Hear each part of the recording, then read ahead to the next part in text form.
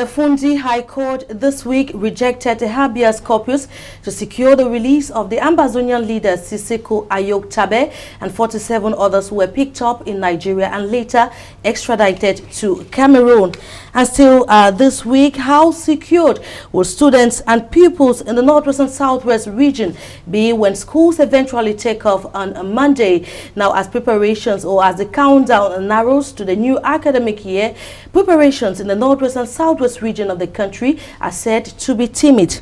And this week, women in the Northwest and Southwest region took to the streets of Boya to cry out their frustration as the Anglophone crisis escalates. Now, the women say they are tired of burying their dead and they want an end to the crisis. And as women weep for an end to the crisis, Southwest Elite in a rather controversial outing this week in Boya called for the government to send more troops to the region to secure the economy and social life of the region.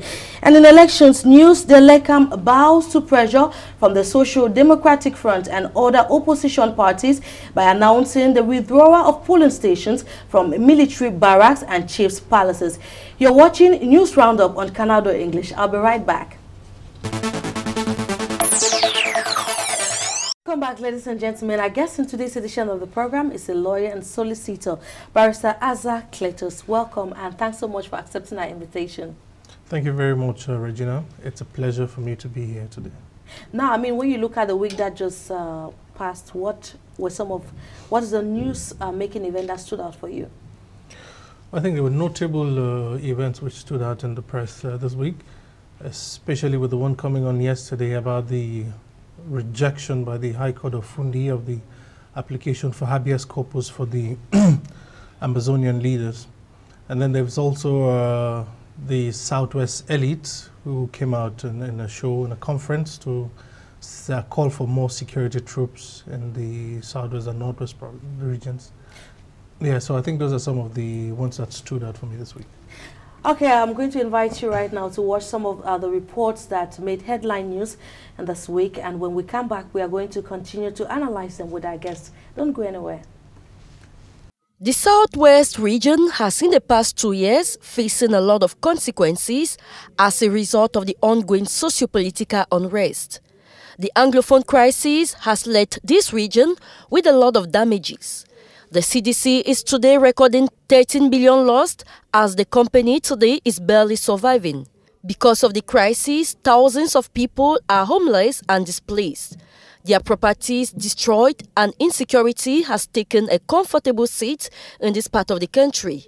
Sons and daughters of the Southwest region say enough is enough.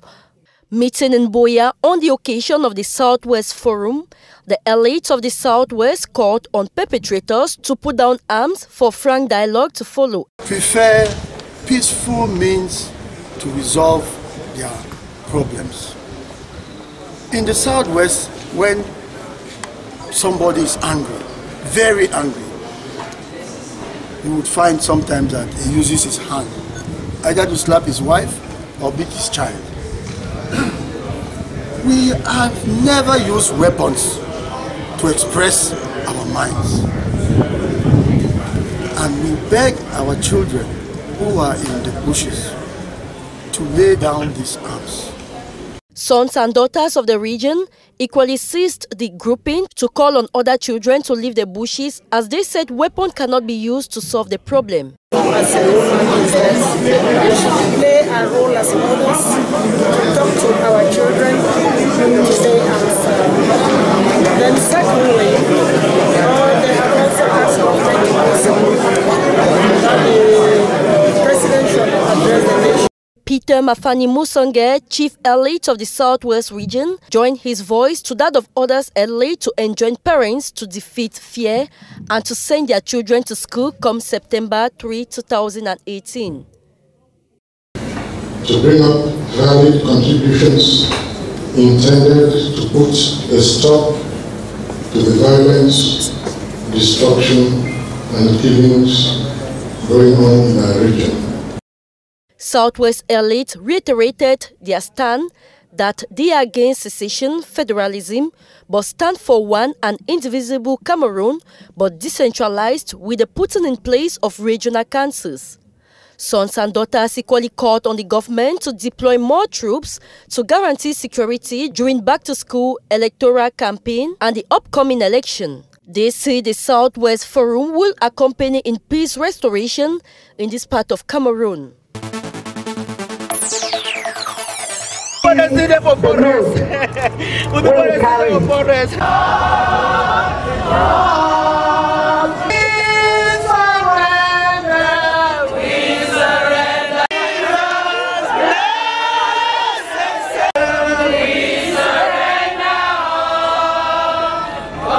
With peace plans in their hands, these women seated on the floor are crying for peace to return in the two Anglophone regions of the country. What motivated us, the women, to come out today is because of the too much pains and sufferings which we've been living lately in our communities of this region and the Northwest region, where there have been lots of killings, where livelihoods have been destroyed, lives wasted, children not going to school, and many other atrocities that have been committed. The close to 200 women who turned out at the Buea Independence Square said enough is enough. They want their children to go back to school, their husbands and brothers in the bushes to lay down their arms. They said violence can never solve a problem. For the past 2 weeks, the Women for Peace and Justice in Cameroon have initiated several programs, beginning with prayers. We have had different things that we do. For instance, we take a topic each day to fast and pray for. And we realize that the churches have been praying, but prayers without action is not complete. So we decided this time as women to get in and pray with some kind of action. As they cried, prayed and walked, women in the Southwest region carried messages on placards condemning abuses caused by both parties as they called on the government to initiate meaningful dialogue in resolving the crisis. We are tired of the killings, we are tired of the rape. We are tired of staying in the bushes. Why do we have to give up the comfort of our homes to go to the bushes?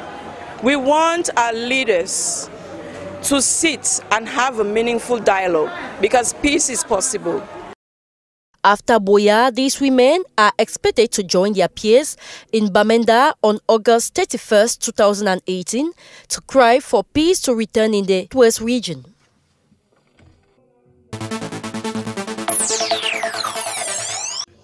These school uniforms at this workshop are begging for attention. The exercise books are equally calling for buyers. We are at the Kumbo main market in the Northwest region of Cameroon. Few days to the start of a new school year, activities at the market, once a boiling point for trade, is yet to gain steam. Since the start and escalation of the Anglophone crisis, schools in the Northwest and Southwest regions have been grounded. Booksellers here in Kumbo say the situation has been worsened by a new decision by the Minister of Secondary Education instituting one textbook per subject policy. This bookseller, for fear of victimization, spoke in anonymity. Book list, the one book policy, that is a very good policy, but it came at the very wrong time. Why? Because if the minister were somebody that she was intelligent enough, she would have first of all thought of the 2 years that books have not been sold. What have the publishing houses done with the pile of books that they printed before the crisis began? What about the booksellers who are just managing? They take loans from the bank to buy these books, sell before they return. The books have been lying in their shops, especially mine here, for 2 good years. Nobody has bought it. According to bookshop owners, the decision by Minister Nalova to introduce one textbook per subject was supposed to come after a consultation with stakeholders. She was supposed to at least consult the various companies that the Ministry of Secondary Education deals with, let them have a tete-a-tete chat, and then take a decision from there, see a way forward. Then she sits alone and takes a decision and nobody counteracts it. It is not fair. We are poor, and we repeat that we are poor. It is not easy for parents, especially in this our Northwest region here. Books and other writing materials are said to be absent in most parts, and the few books seen in some shops are books that have been in this shop since 2 years ago, before the start of the Anglophone crisis. If I tell you that 60 leaves and 80 leaf square is not found in the market. Nobody will believe me. Go down to Bamenda. Books that we are managing to sell this year are books that were printed, let me say 2 years ago. There are no books because they are also afraid that if they print books, they will not sell. As separatist fighters continue to battle with security forces, the crisis doesn't seem to be ending anytime soon. For that reason, parents in Kombo are sending their children to schools out of Kombo, preferably in Francophone regions. The few ones that are buying are sending them down because most of parents have sent their children down to Yaoundé, Douala, in fact all the Francophone regions. The people of Kombo are looking forward to that day when their market will regain the effervescence that usually characterizes the back-to-school period.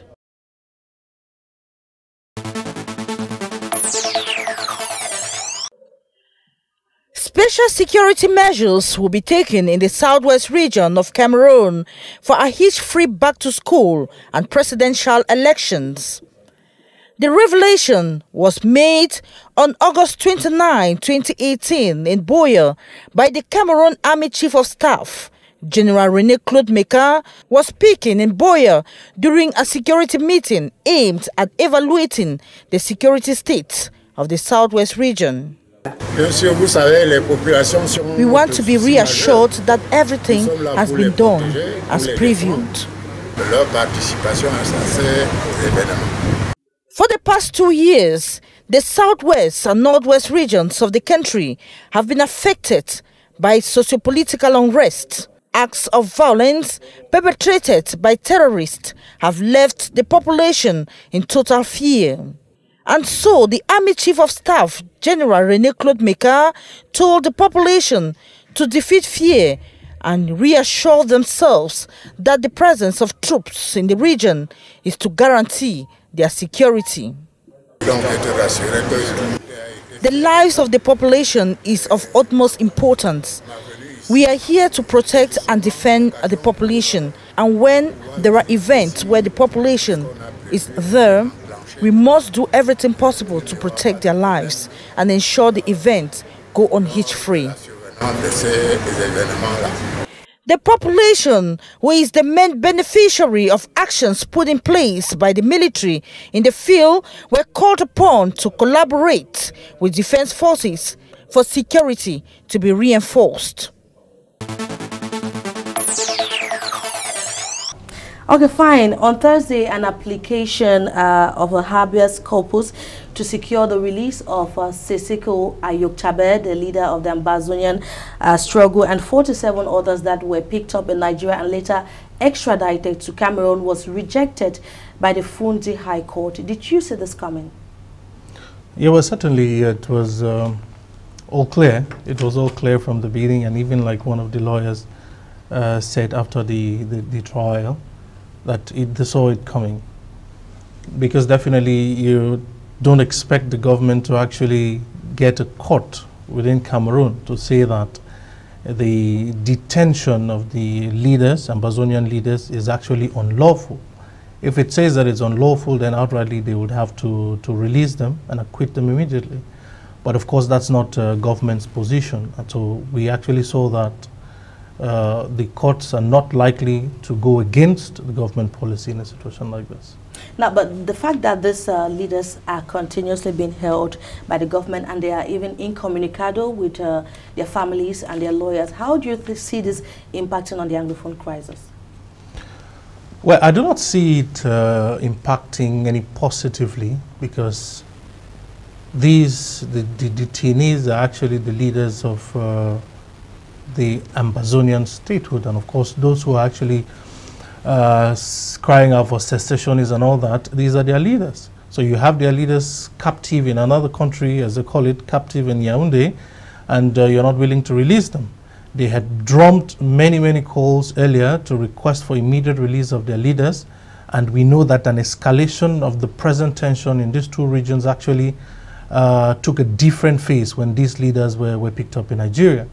So continuously holding them in Yaoundé, as we are told that they're actually in Yaoundé, but we have actually not had some visual confirmation of that. So we've only had that by word of mouth, hearsay.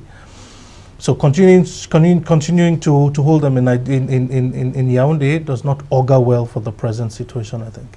Now, on Friday, the team of lawyers defending the 47 Ambazonian leaders filed an appeal. I mean, what do you think is going to happen next? Yes, we are hoping that the judiciary would at least try to play its role of independence, although, of course, talking about the independence of the judiciary in this country is actually a farce, because the constitution of this country actually puts the organ of government, which is the judiciary, under the executive. Under a purely democratic society, this is not supposed to be the case, because the judiciary must be independent and separate from all the other organs of government, that is the legislature and the executive. But we find that in Cameroon that is not the case, because you have the president who is the one who guarantees the independence of the judiciary, in that he is the one who appoints senior judges, and he's the one who sits and chairs the higher judicial council. So this ought not to be the case. So we're hoping that the judiciary in Cameroon on appeal will look into the matter and render justice as it's supposed to be, because this procedure of habeas corpus is actually not a criminal proceedings. Okay. The criminal proceedings against these leaders has actually not begun yet, because the criminal proceedings would begin. For example, they've been arrested, they will be detained, and a charge will be proffered against them. Okay, so that's the course of a criminal trial. So, but this request for habeas corpus is not in the course of the criminal trial, because what the law says, for example, the Criminal Procedure Code, is that you cannot arrest someone and keep the person in detention beyond 48 hours, and in extreme situations beyond 72 hours. So they've actually spent over 6 months in detention. About 8 months, because they were arrested in January. Yeah, and charges have not been proffered against them. They have not initiated criminal proceedings against them yet. So the habeas corpus is a writ which comes to say that somebody who has been held in detention in Comunicado and no reason has been advanced for his being held in detention, you seek a court to be able to call the person who is detaining the individual or group of persons, for example, the prison officer who is keeping them, to come before the court and justify why he is keeping these people within the maybe I should custody. Just try to find out, why do you think, why are they being held to begin with? It will be for a plethora of reasons. We know, of course, that they have been agitating for a separate state, that's an Ambazonian state, from the Republic of Cameroon. Okay, so we know, of course, the Constitution frowns against any action that stands against the territorial integrity of the country. So they may be held down for a whole plethora of possible criminal charges, maybe treason, maybe insurrection against the state, and even for acts of terrorism. Now, what role do you think the Nigerian government has to play in all this saga? Because there are a lot of people who say the Nigerian government was not even supposed to extradite them in the first place under certain international laws. Well, Nigeria, being an entity in international law as much as Cameroon, is bound by the conventions that they have ratified, of course, and it has been clearly argued that Nigeria was in infraction to its international obligations in allowing whatever Cameroonian forces into Nigeria to pick up these guys, or getting Nigerian forces to pick up these guys and extradite them to Cameroon was actually illegal. It was in violation of international conventions. Because, of course, like the lawyers, they have been telling us, some of these individuals who were rounded up, they had a particular status in Nigeria. Okay. Some of them were asylees. Some of them were residents, and we even hear that some of them were actually Nigerian nationals. Okay. So these are things that we're yet to ascertain in order to fully conclude about the legitimacy of their extradition back into Cameroon. Now we are going to leave the issue concerning the arrest, extradition, and of the 47 Ambazonian leaders and talk something else. Barrister, I would just like to find out from you, students and pupils will be taking, or rather starting another academic year on Monday, September the 3rd, 2018. Now, it will be of interest to note that in the northwest and southwest region of the country, preparations have been a bit timid due to the escalating crisis in the two Anglophone regions of the country. There have been several calls to encourage parents to send their children back to school. The Minister of Secondary Education, Professor Nalova Lyonga, was in Limbe to talk to parents to send their children back to school.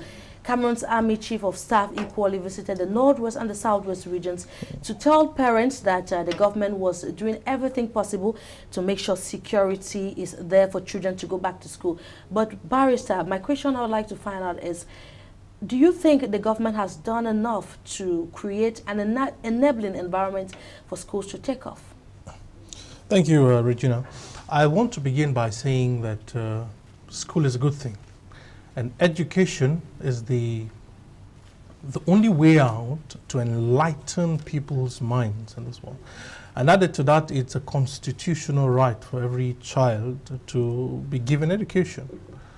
Well, that said, talking about the security situation, I may not be a security expert on that, but talking as a concerned individual and also as a parent who have children also going to school in that area, I think the major concern will still persist in terms of how secure the children are.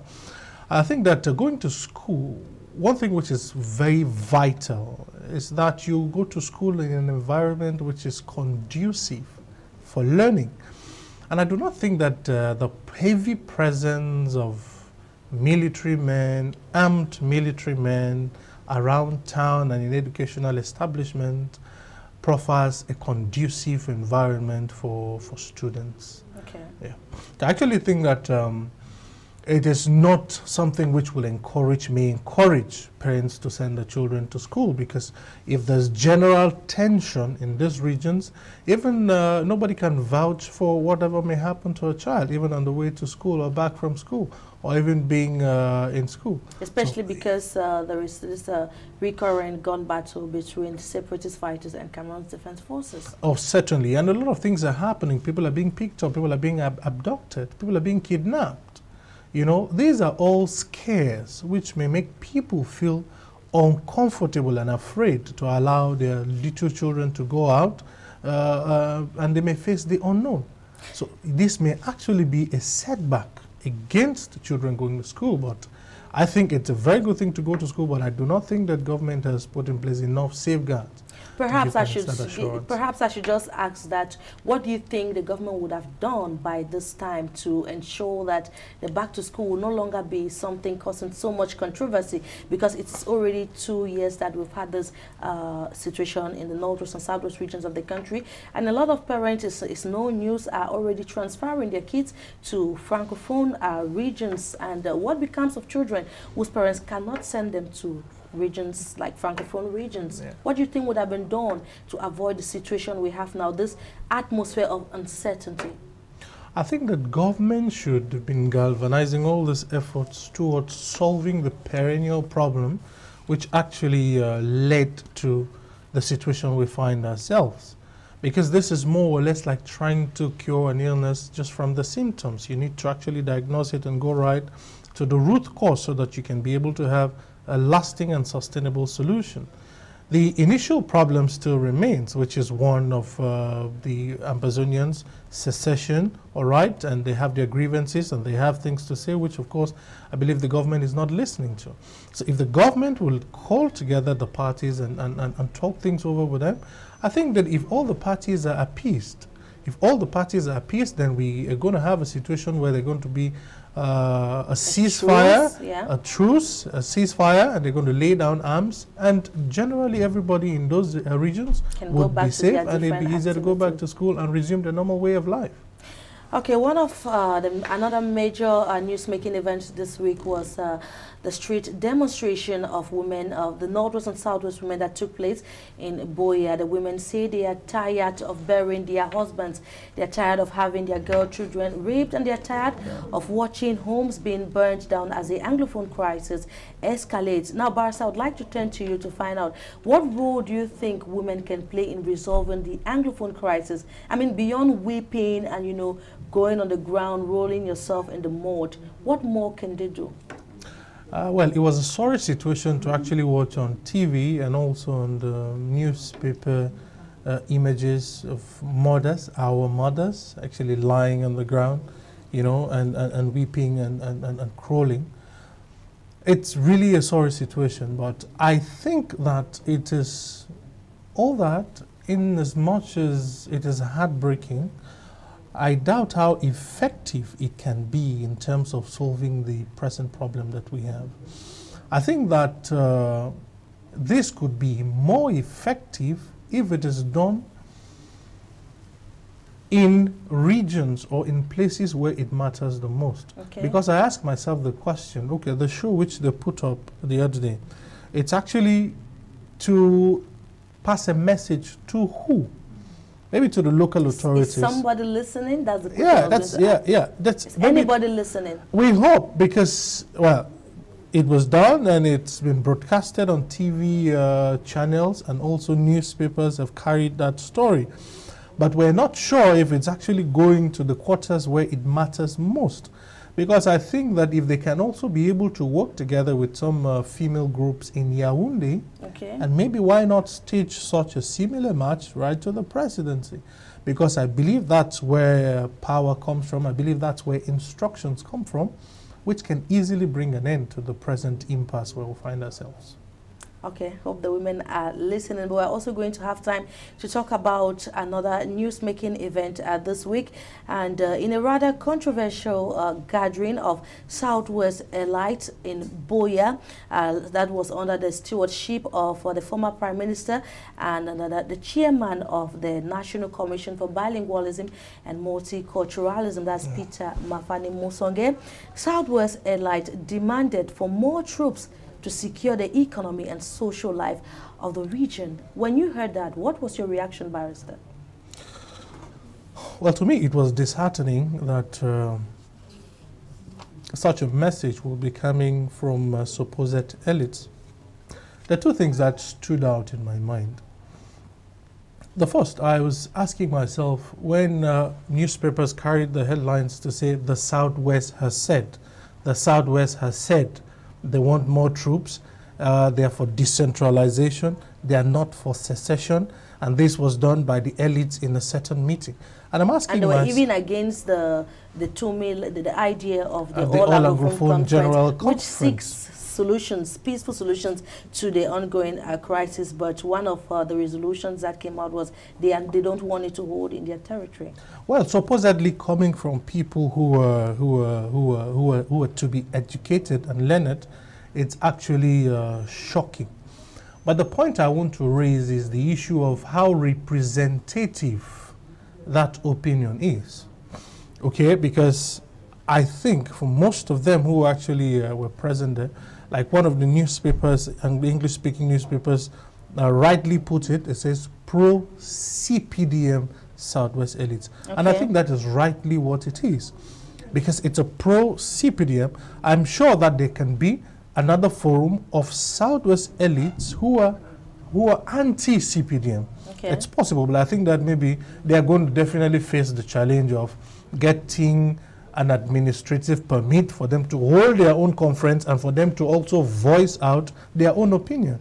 I think that this is an opinion which is representative of this set of elites. It's not a general representation of the elites of the Southwest region. I think that this should actually be very clearly understood, so that people don't go out and erroneously think that they are the mouthpiece, or that is the opinion of all the elites within the Southwest region.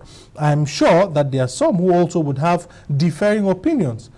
There's some who would have blatantly differing opinions. So what they said is absolutely not representative of the mindset of or the opinions of all the elites in the Southwest region. And I also want to say, another concern may still come out. We've heard of situations where committees sat down and they had a different deliberation from what was found. Yeah, in they have a different. I think one of the newspaper reported that what was discussed in the meeting is not what actually came out in the final resolution. I mean, how does that make you feel? What do you think? There are some schemes. There are all these possibilities. There are all these possibilities that they could go around, discuss what they have to discuss, and then the individuals who are drafting exactly what they draft something maybe different, and they send it out for public consumption or to the authorities that be, especially, of course, if it's actually meant to be a message that is suitable to the authorities that be. Well, not expressly saying that that is the case, but of course, the point I'm making is, I wonder how representative, you know, that particular opinion was, asking for more troops. You know, asking for more troops and actually saying they want no part or nothing to do with the All Anglophone Conference. Certainly they are Anglophones as well. Of course. Certainly they are Anglophones, and if they are really interested in getting a lasting solution to this problem, I think that there is no need overruling an initiative that is meant to, that's the initiative of Cardinal Twumey to bring a peaceful solution to it. Having the conference, I do not see how offensive it is going to be to any normal person. A conference is an opportunity where people will sit down and they talk and they brainstorm and they reason together. We are human beings, there's bound to be differences. But when we sit down together and reason, then we can arrive at a consensus. But while we keep fighting each other and we are not willing to come together to have consensual discussions, then we do not foresee any real end to the present situation. We should be willing, we should be desirous to want to talk to people, to get people together so that we air our minds and together we get to arrive at a reconciliation that will bring us lasting peace to our country. I mean, there are also critics who will say that the meeting in Buea held by Southwest Elite is a kind of a division that they're trying to create a kind of division between the Southwest and the Northwest, whereas the Anglophone crisis is about a problem of a particular people, the two regions. What's your take on that? I think we've had, there have been early meetings which were held by Southwest Elite, in which clearly there was, I remember the one that was held in late 2016, or sorry, early 2017, before the internet shutdown happened in those regions, where there were some xenophobic statements that were made by Southwesterners against Northwesterners. I do not think that it is right. I do not think that it is right and proper for one camp, you know, to be able to start throwing stones and making hate speech against the others. I think nobody is more Cameroonian than another. Okay. If you start to believe that one person is more Cameroonian than another, then you're sending across sentiments, or you're engendering a sentiment of secession in that person. Yeah. But once we all get together and we hold our hands each other and say, you're my brother, you're my sister, together this is our nation, only then can this nation prosper. Now, with the way things are going, it looks like it's getting from, you know, bad to worse. You know, there's escalating violence. We are getting reports of villages that are being burned. Abductions continue. I mean, what can be done to break this impasse? Well, I think a lot of people talk about dialogue. It's become like a cliche. I agree because with for you. a long time we've been talking about dialogue, but we've not really sent this national dialogue towards resolving the crisis. What should happen? No, we've been talking about dialogue, and some people are even saying that the dialogue is already on course. You know, some people say that the dialogue necessarily doesn't need everybody to sit on the same table and then to air out things. But I don't think when they talk about genuine dialogue, they would mean that people should sit down together. People who have differences will sit down together. Bringing all the parties on the table together. Yeah. Human rights activists or have called for, even those who stand for secession, even those who stand for federalism, those who stand for complete decentralization should be brought to the table and we forge ahead.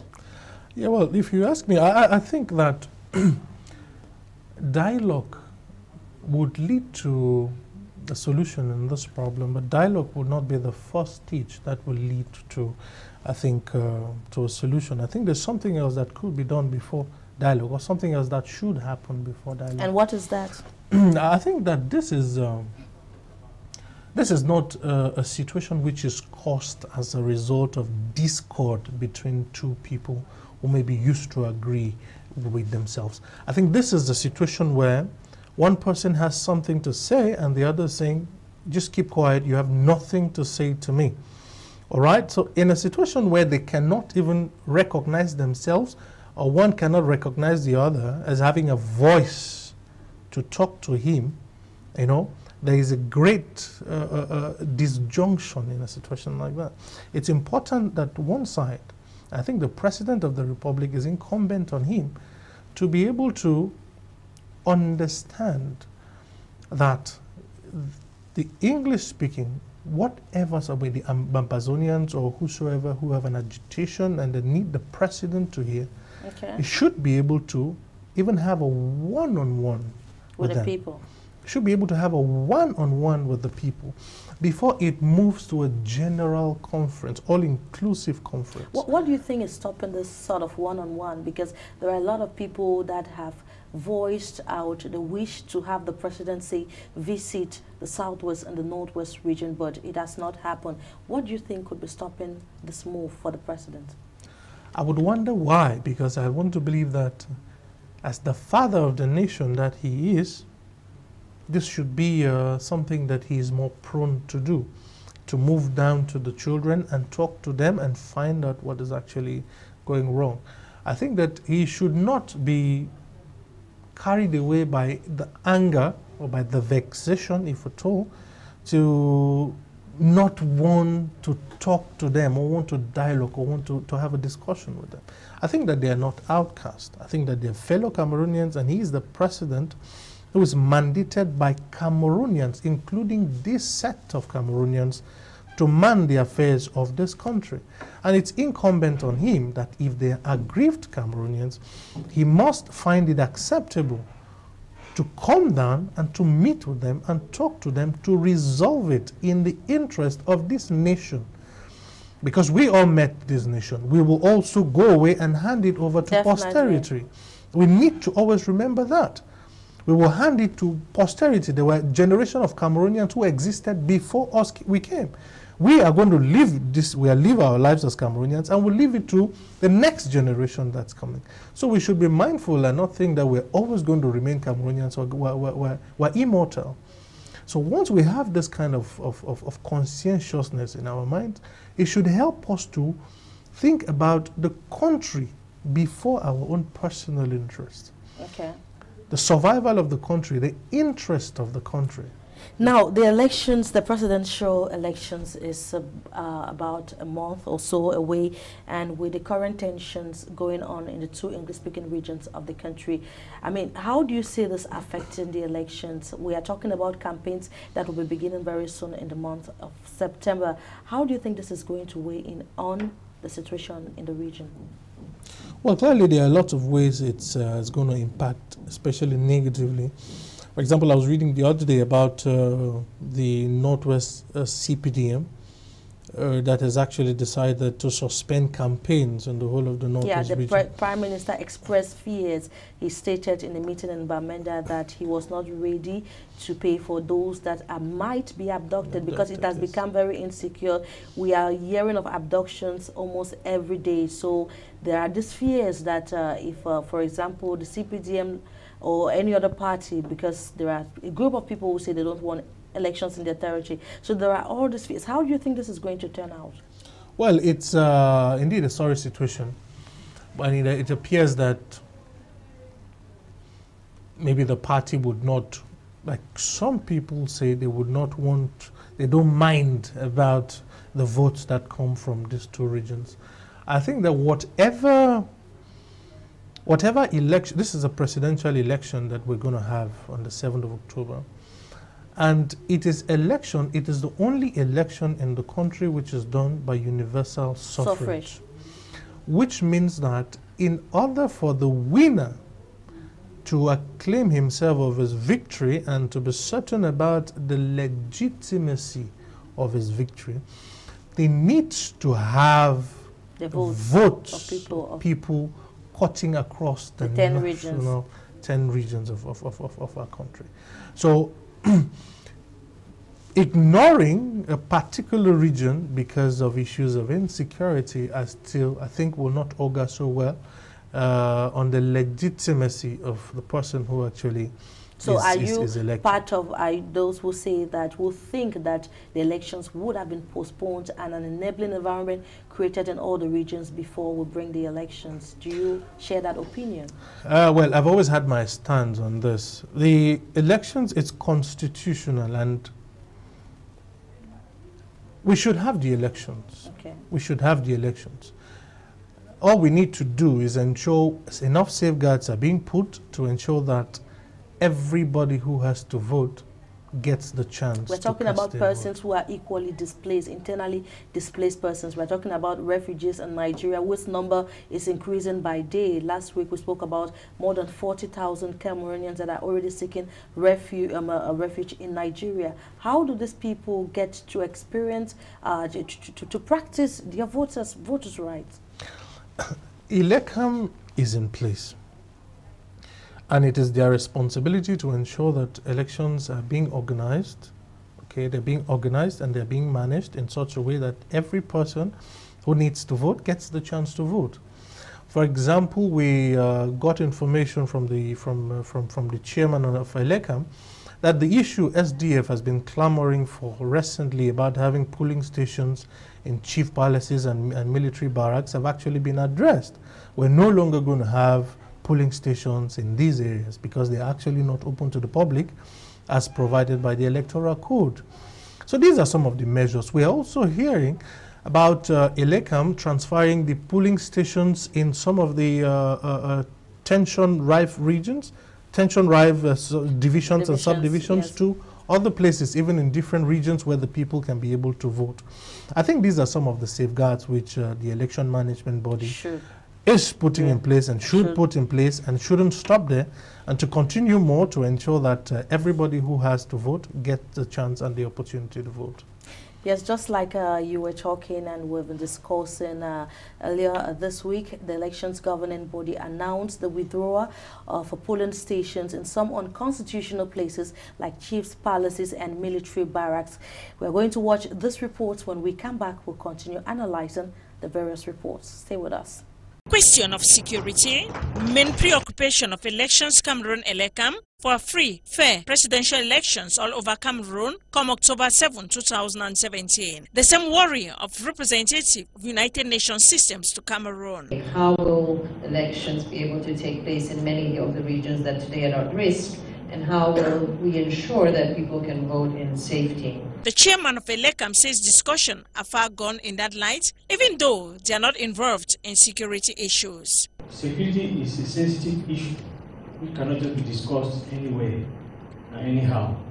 And you can be assured that members of the board have worked very hard in this direction.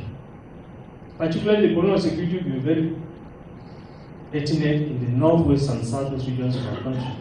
We thought that in order not to disenfranchise our population who want to vote and who are in the country, we can regroup polling stations into polling centers in defined areas where security is assured. The Canadian High Commissioner to Cameroon comes back to the worry of the population. What they got recently were not very at ease to vote, especially at palaces, traditional chiefdoms and military barracks. Eno Abrams Egwe reassured the international community of measures taken by the electoral members for transparent and credible election. This with more polling stations out of these enclosures, but within the vicinity. Belgian ambassador to Cameroon questioned whether reducing the number of polling stations for security reasons not have an impact reducing the number of voters on the day of elections, adding that because of security issues, will the displaced vote in different stations, and will the list be there for them to do so? ELECAM representative says police stations are set up 2 kilometers from one another. This to make it easier for the about 6,500,000 registered voters to vote. And even the internally displaced have been considered Those displaced in the Northwest and Southwest regions will have voting centers for them in neighboring regions where they now reside. Security of persons, voters, and electoral material, their top priority. Publication of polling station and centers ahead of time, important priority for all those participating to know. Is voting a duty or a right for Cameroonian? Another question thrown to Elekam, and they were quick. Voting is a civic right and so a responsibility. Exchange between the Electoral Board of Elekam, Directorate General of Elections, and Cameroon's development partners, the diplomatic body in the country, this for them to know the level of preparation and gaps to fill ahead of the October 7, 2018 presidential elections. The working dinner comes ahead of a national consultation forum with electoral stakeholders scheduled for next September 6 in Yaoundé.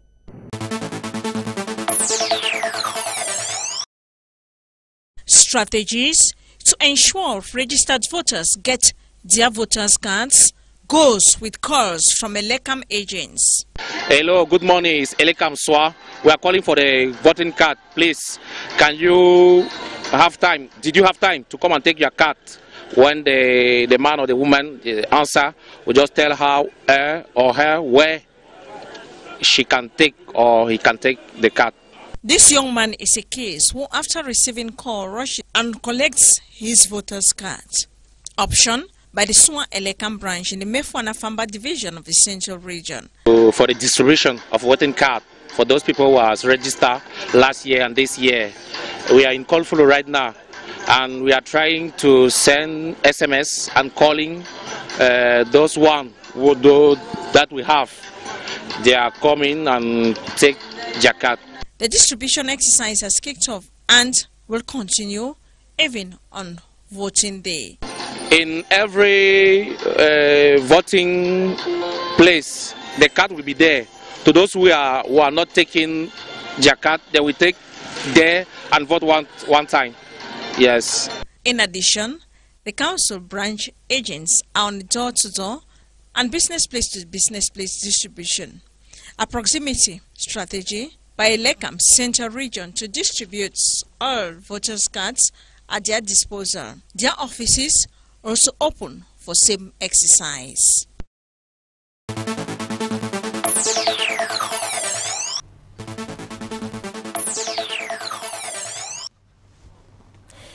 Welcome back. Now, after several weeks of pressure from the Social Democratic Front, the SDF and other opposition parties, the board chair of Elekam, Abrams Eno Egwe, announced in Yaoundé that Elekam was going to withdraw polling stations in Dada Station, in Chiefs Palaces and military barracks. Before talking about the significance of this move, Barrister, the first question I would like to find out from you is, what is wrong having a polling station in a military barrack? What does the law say? Well, the electoral code, in as much as is not, well, some people say it's clear, but I do not think that it is clear enough, because it uses the word in a place that should be open to the public. So polling station should be a place where it is open to the public. That's the phrase it uses. Now it's an argument on what exactly is meant by public. Place that is open to the public. Yeah. Because, for example, if you go to a chief palace, it's a place where people could go to. If you go to a military barracks also, it's a place where people could go to. But the problem is, these areas, they are restrictive in terms of the people that come in. All right? Exactly the limit of the restriction is you cannot be so clear. Because at a particular point, you may go to a military barracks and then you're allowed entry. At a point, you may go there and they tell you, no, at this time, you cannot enter. Now, so these are some of the things. Same with the chief's palace. You may go through at a particular time and they tell you, well, the chief maybe is in session with his elders, you can come in. And at some point, they tell you, it's all right, the chief is available, you can come in. Again, that's a bit of a dicey situation. But it's a good one, like SDF did clamor, because the whole essence of this, what they're actually saying is not only in respect to this particular phraseology in the electoral code, as to say a place that is open to the public, but they're saying to minimize fraud. Fraud, yes. Fraud and electoral malpractices. And equally for the voters yes. to feel free, because I imagine a voter like myself, I'm a Cameroonian and I'm allowed to vote. I may not feel so comfortable going into a military barrack to vote. Yeah, well, true. Well, true. Well, you may say that as much as maybe you feel much better going to a school to vote than going to a military barracks. Well, I think it's a great thing that Ilekam has actually heard the cries of opposition parties, especially SDF, that has been clamoring for the cancellation of the delocalization of those polling stations in these areas. And I would just like to find out this. I mean, can these alone guarantee a free and fair election? What more do you think Ilekam can do to make possible for us to have credible elections in our country? Well, the electoral code is clear, and also the law which creates the electoral commission is actually in place, which provides the rules on the functioning of elections, of Ilekam, and also rules on the management of elections, especially presidential elections, which we're going to have. All Ilekam needs to do is go by these laid down rules and laws which are in place, which were actually adopted by the National Assembly and promulgated by the President. All Ilekam needs to do is to go through these laws and rules, apply them stricto sensu, and ensure that the elections are transparent, ensure that the elections are credible. Because if the elections are not transparent and credible, then of course, again, it's going to be a slap on the face of Ilekam. If after all the elections you have a lot of petitions that are coming on to say, yeah, polling stations were not organized the way they were supposed to be organized, all the returning officers were not professional enough, all the calculation and computation of votes, all right, was not done transparently, and you had some cases of disenfranchisement. So if you're going to have this kind of reports coming after the elections, I think it's actually going to jeopardize the legitimacy of the elections itself. So Ilekam has a mandate, to organize free, fair, and transparent elections. Do you think they have what it takes to do that? I would want to believe that they have what it takes to do that. All they need to also have is the will and the determination to want to organize free, fair, and transparent elections. Now, you are a lawyer, and I'm sure you've had time to look at the electoral code. What are some of the holes that can be picked in this code that can hinder a democratic election? Well, I would not go into the analysis of the code, especially as now, and considering the prevailing circumstances. But I think that, well, as lawyers, we can look at the code subsequently to find out, to be able to test how the effectiveness of the terms, the effectiveness of the clauses that you have in the code itself. If at all we found some areas wanting, then you can propose it for an amendment, all right? But I don't think it's actually the best time for me to be able to do an assessment on how accurate, on how prompt the entire code is. We may not even have enough time to do that here. Yes, and about the opposition parties, what do you think? What do you think their chances are standing against a man that has been at the helm of the power for about 36 years? Well, the opposition, they have, I believe that each party, the ruling party as well as the opposition, they both have a chance. Okay. I think as it stands now, it's a 50-50 chance. That's what I think. It's a 50-50 chance. Well, that puts them in the middle. But that's to say that either person can win and the other can lose. It's very possible. There's still enough time for them to properly re-strategize, all right, and come out with a convincing program that will convince electorates to vote for them. I think that no party should be able to, or no camp should be able to think that the election is won before the due date. I think this is what all of them should be able to note. And the message, especially for the opposition parties that are coming up, it's a great thing that we're seeing a lot of action, a lot of movement that's going on. on the side of the opposition, especially they coming out with their plan of actions. I was actually very impressed with the manifesto of one of the parties, which I will name. One of the parties, they have clear. What struck you about the manifesto? Some of these drastic changes which they hope to put in place. For example, a 5-year plan of consistent incremental increase of civil servant salary. Okay. Increasing also the minimum wage. These are some of the things which are significant. Identifying also issues such as dual nationality. You know, this debate has always come up. You know the position of Cameroonian law relating to dual nationality.